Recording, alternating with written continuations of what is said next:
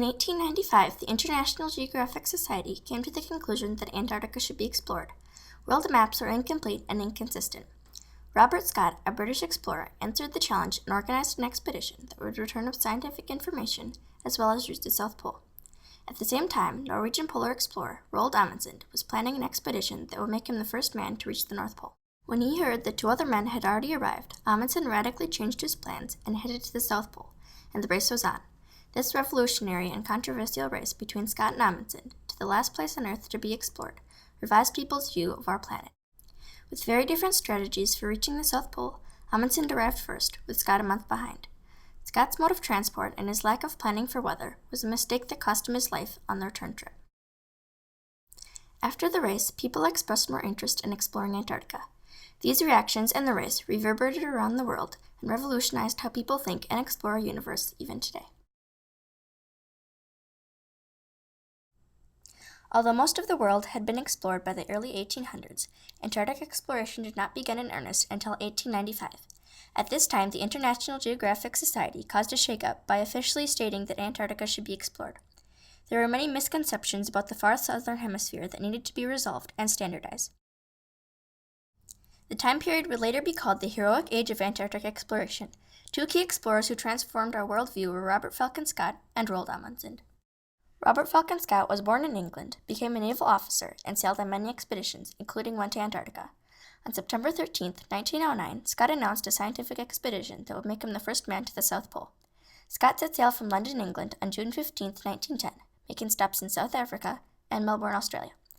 The explorers left Lyttelton, New Zealand on November 26, 1910 to go to their final destination, Antarctica. On the way, there was a terrible storm and Scott's crew, ship, and supplies were almost lost. Dogs trained on the boat were nearly strangled, and one of Scott's men stayed with the Icelandic ponies to keep them from getting injured. Scott's competitor, Roald Amundsen, was born in Norway to a sailing and traveling family. This was a great advantage to Amundsen, since he learned about sailing, the sea, and surviving in cold weather. At an early age, Amundsen knew he wanted to be an explorer, and when he was 15 years old, he skied in blizzards, played soccer, and slept with his windows open to prepare himself. In 1897, at age 25, Amundsen sailed to Antarctica on the Belgica, preparing him for later polar journeys. In 1909, Amundsen decided to lead his own expedition to the North Pole. Amundsen's plan was to go around South America to Point Barrow, Alaska, and then to the North Pole. Before he left, Amundsen heard that Frederick Cook and Robert Peary had already reached the North Pole. Since he was already prepared for a 7-year trip, Amundsen decided to race Robert Scott to the South Pole. He would keep his destination a secret from everyone except for his brother Leon. On June 7, 1910, Amundsen left Norway on the Fram, a ship built for icy conditions. When Amundsen was near South America, he told his crew that he was going to the South Pole and offered them a free trip home if they did not want to come. His team was surprised because of the change in plans, but they all stayed with him.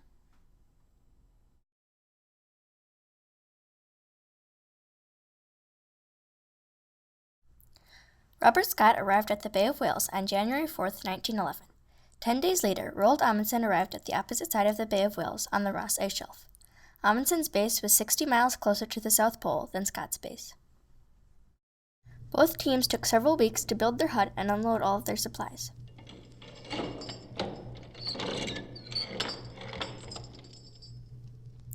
Over the next 2 months, both teams put several tons of food and fuel at supply depots on the way to the South Pole. At the Fram, some of Scott's team came to visit Amundsen. Amundsen offered Scott's team half of their dogs. While Amundsen had 100 dogs, Scott only had 33 dogs. Amundsen's team set out for the South Pole on October 19, 1911. The men skied, and teams of 13 dogs pulled 880-pound sledges. They made good progress across the Ross Ice Shelf until they reached the mountains. Blizzards, glaciers, and dangerous crevasses made travel perilous. Once they reached the polar plateau, Amundsen's team made great progress. The weather was mild, and all went as planned. On the day before he reached the South Pole, Amundsen said he had the same feeling that I can remember as a little boy on the night before Christmas. On December 14, 1911, Roald Amundsen, Olaf Jalland, Helmer Hansen, Sverre Hassel, and Oscar Wisting reached the geographic South Pole. They named the South Pole Polheim, which means pole home in Norwegian. After planting the Norwegian flag, they claimed the area for Norway and shook hands. Amundsen's team camped at the pole for 3 days, making measurements and exploring the area. They set up a tent where they left letters for the King of Norway and Scott. On the way back, Amundsen's team was able to travel quickly. There was a good wind, so they put sails on the dog sleds. Because they had extra food, Amundsen's team gained weight on the way back. On January 25, 1912, Amundsen's team returned to the base camp after 99 days and 1,864 miles.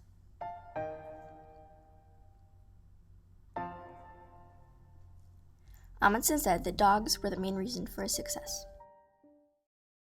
Robert Scott's team set out for the South Pole on November 5, 1911. All of their motor sleds broke down in the first week. The ponies did not do well in Antarctica. In early December, Scott ran into blizzards and bad weather. On December 9th, Scott's team moved on from a terrible blizzard. Everyone was cold and wet. When Scott's team reached the mountains, the ponies could not go any further and had to be shot and eaten. Men had to harness themselves to the sleds and pull them over the mountains.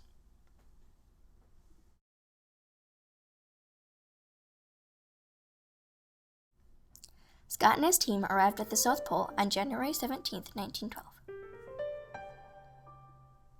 They found ski tracks and Amundsen's flags. Disappointed, they took photos, measurements, and then headed back. By the end of February, Scott knew his team was in trouble because they had terrible frostbite and their feet were turning black. Food supplies were dangerously low. 2 people from Scott's team were dead by March 16, 1912. One man fell and suffered a concussion. The second man walked into a blizzard to his death, not wanting to slow the others down. On March 29th, Scott and the 2 remaining men went into their tent and died that night from freezing and starvation. The tent was found 8 months later with 3 bodies, Scott's journal, and 35 pounds of rocks and fossils. They were only 11 miles from the 1-ton depot.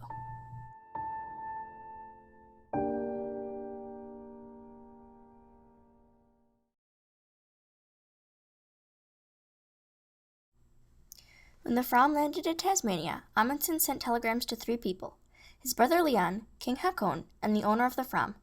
Amundsen's brother announced the news of the expedition's success. Roald Amundsen was proclaimed the greatest explorer of his day.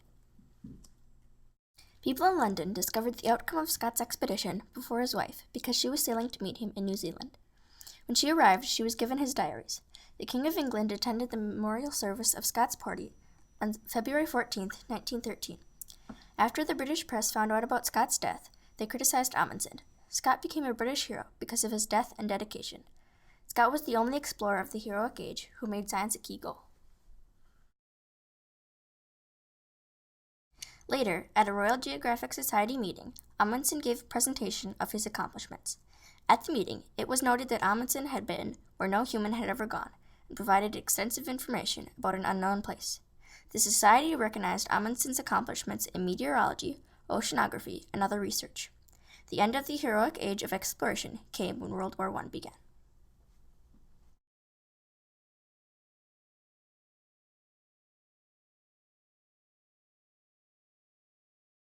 Until the early 1900s, Antarctic expeditions were simply focused on finding seals and whales. They did not conduct scientific research. This all changed during the heroic age of Antarctic exploration. In less than a decade, explorers from many countries mapped and explored the unknown continent of Antarctica. Many times these explorers claimed part of Antarctica for their country. In 1959, the Antarctic Treaty was made and signed by many countries to prohibit destructive use of the continent and keep it for research and science. This is unprecedented in the history of the world.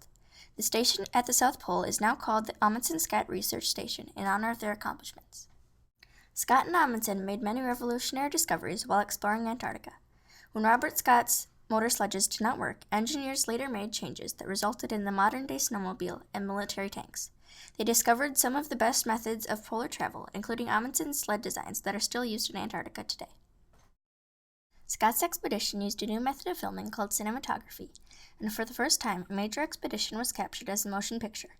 Thousands of people could now see what only a few people could witness firsthand. Amundsen's journey demonstrated how significant careful planning is in hazardous situations. Robert Scott's death showed the consequences of exploration, but if we are to learn new things, we must explore and discover.